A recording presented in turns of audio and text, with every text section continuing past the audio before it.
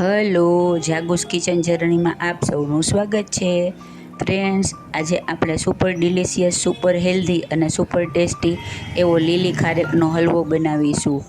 તો ચાલો શરૂ કરીએ। સૌથી પહેલાં આના માટે મેં ખારેક લીધી છે। મેં અત્યારે પીળી ખારેક લીધી છે, તમે રેડ આવે તે પણ લઈ શકો છો। ત્યારબાદ આપણે ખારેકને તોડી અને તેની કેપ કાઢી લેશું। મેં અત્યારે 15 નંગ ખારેક લીધી છે, તમે તમારી જેટલો માપનો બનાવવો હોય તે પ્રમાણે લઈ શકો છો। હવે આપણે તેને બધાની કેપ કાઢી લેશું। ફ્રેન્ડ્સ, આ હલવો એકદમ કેલ્શિયમથી ભરપૂર હોય છે, તો તમે એકવાર ચોક્કસથી ટ્રાય કરજો। બીજા બધા હલવાથી એકદમ હટકે અને એકદમ મજેદાર અને મોઢામાં મૂકતા જ સીધો ગળે ઉતરી જાય તેવો લીસો। હવે આપણે એક કુકર લેશું અને તેમાં અડધા ગ્લાસ જેટલું પાણી મૂકી આપણે ખારેકને બોઇલ કરી લેશું। 3 વિસલ વગાડવાથી આપણી ખારેક બોઇલ થઈ જશે। હવે એકદમ કુકર ઠંડુ થાય એટલે આપણે તેને કાઢી અને તેને નિતારી લેશું। બધું વધારાનું પાણી તેને આપણે કાઢી લેશું। હવે આપણી ખારેક ઠંડી થઈ ગઈ છે અને તેનું પાણી પણ નીકળી ગયું છે। આપણે તેને એક પ્લેટમાં લઈ અને તેને સમારી અને વચ્ચેથી ઠળિયા કાઢી લેશું।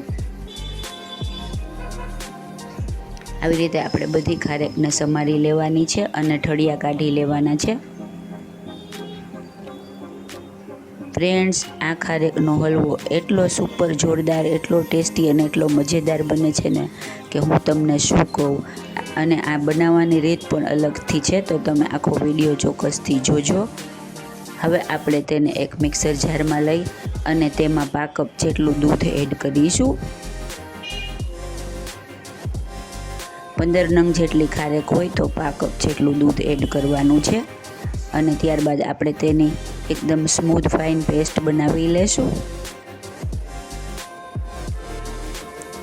જો આપણે આવી કન્સિસ્ટન્સી રાખવાની છે।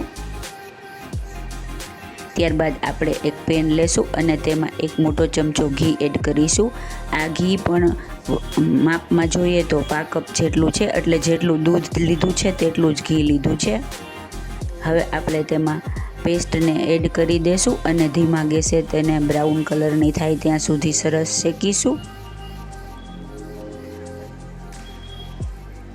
ગેસની ફ્લેમ ધીમી રાખવાની છે, બહુ ફાસ્ટ રાખવાની નથી અને બને ત્યાં સુધી આ હલવો નોનસ્ટિક પેનમાં કરવો।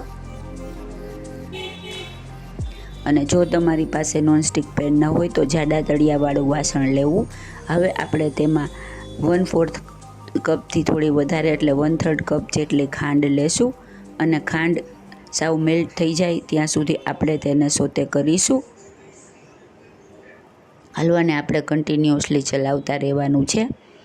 ફ્રેન્ડ્સ, જો તમને મારી ચેનલ પર નવા હો તો મારી ચેનલને સબસ્ક્રાઈબ જરૂરથી કરજો અને બાજુમાં રહેલ ઘંટડી દબાવી દેજો, જેથી મારી અવનવી રેસીપીનું નોટિફિકેશન સૌથી પહેલાં તમને મળે। અને જો તમને મારી રેસીપી પસંદ આવી હોય તો તેને વધુમાં વધુ શેર કરી મને સપોર્ટ કરજો। હવે આપણા હલવાનો કલર ચેન્જ થઈ ગયો છે। આ સ્ટેજે આપણે જેટલી ખાંડ નાખી હતી તેટલું જ મિલ્ક પાવડર એડ કરીશું। ફ્રેન્ડ્સ, મિલ્ક પાવડરથી આનો એકદમ માવા જેવો ટેસ્ટ આવશે અને આપણો હલવો એકદમ ટેસ્ટી બનશે। જો તમારી આગળ મિલ્ક પાવડર ન હોય તો તમે તેની જગ્યાએ માવો પણ એડ કરી શકો અને તે ન હોય તો 2 ચમચી મલાઈ એડ કરી શકો, તેનાથી પણ આનો ટેસ્ટ ખૂબ જ સરસ આવે છે। હવે આપણે તેને આવી રીતે મીડિયમ ગેસે કન્ટિન્યુઅસલી ચલાવતા રહેશું। જો આપણો હલવો થીક થઈ ગયો છે, હવે આપણે થોડીવાર એને હજુ ચલાવીશું અને તે જ્યાં સુધી તે ઘી રિલીઝ ન કરે ત્યાં સુધી આપણે તેને ચલાવતા રહેશું। ફ્રેન્ડ્સ, લીલી ખારેક ના આવે ત્યારે તમે સૂકી ખારેકને ઓવરનાઇટ પલાળી અને પછી તેને આવી રીતે ક્રશ કરી થોડું દૂધ એડ કરી તેનો હલવો કરી શકો છો, તે પણ ખૂબ જ સરસ લાગે છે। જુઓ, દેખાવમાં જ એકદમ જોરદાર છે ને। તમે આ હલવો ખાશો ને તો સીધો મોંમાં મૂકતા જ ગળે ઉતરી જશે, એટલો લીસો બને છે। અને આપણે આ હલવો ફરાળી કરી છીએ તો વ્રત ઉપવાસમાં પણ ખાઈ શકાય છે। હવે આપણે હલવાને લઈશું અને તેને એક સર્વિંગ બાઉલમાં લઈ લેશું।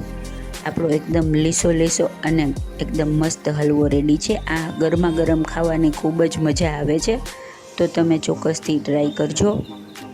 આપણે તેને બદામની સ્લાઇસથી ગાર્નિશ કરીશું. તમે આમાં કાજુની કતરણ પણ નાખી શકો છો, પણ બદામથી આનો લુક ખૂબ જ સરસ આવે છે. એકદમ ગરમા ગરમ ખાવાની તો ખૂબ જ મજા પડે છે, તો તમે ચોક્કસથી ટ્રાય કરજો. મોઢામાં મૂકતા જ તરત ઓગળી જાય એવો સુપર, એવો હેલ્ધી અને એવો ટેસ્ટી વિટામિન સીથી ભરપૂર એવો આપણો લીલી ખારેકનો હલવો રેડી છે. તો તમે પણ આ સિઝનમાં ચોક્કસથી ટ્રાય કરજો. આ હલવો એકવાર બનાવે તો તમે બીજા હલવાને ભૂલી જશો, એવો મજેદાર છે અને ફરાળી હોવાથી ગમે ત્યારે વ્રત ઉપવાસમાં પણ ખાઈ શકાય છે. આમ પણ ગૌરી વ્રતને બધું ચાલુ થઈ ગયું છે, તો આ હલવો ખાવાની બાળાઓને પણ ખૂબ જ મજા પડશે. તો એકવાર ચોક્કસથી બનાવજો. ફ્રેન્ડ્સ, જો તમને મારી રેસીપી પસંદ આવી હોય તો મારી ચેનલને લાઇક, શેર અને સબસ્ક્રાઈબ જરૂરથી કરજો. ધન્યવાદ.